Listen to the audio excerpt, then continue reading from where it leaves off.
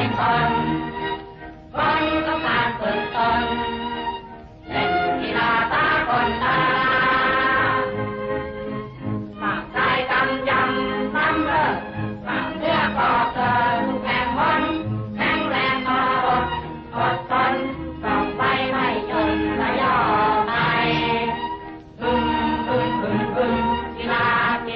เป็นยาวิเศษกีฬาเป็นยาวิเศษแก่ของกิเลสทำคนให้เป็นคนต้องการฝึกตนเล่นกีฬาสากลตาใจคอมั่นคงทรงศักดิ์รู้จักดีนี้ดีไรรู้แพ้รู้ชนะรู้อภัยไว้ใจได้ตัวทั้งทาง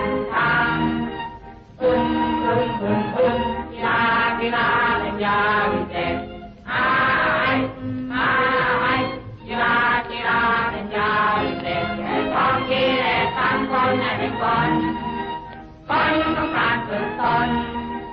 เล่นกีฬาสากลตาไม่ชอบเอาเปรียบเทียบแข่งขันถูกกันขึ้นมารับหลังตัวเบื่อเรือตำลังเปรียบจังเล่นเห็นแก่ตัวกีฬาเป็นยาวิเศษ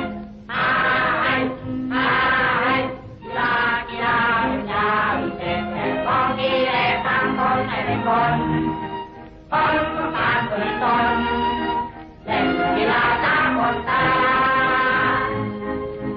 เล่นรวมกำลังและทั้งพวกเอาใจฝากตัวไม่ใช่ตัวไม่ว่างานหรือเล่นเต้นไม่กลัวรวมมือกันตัวเราใช้ยอกีฬาเป็นยาวิเศษ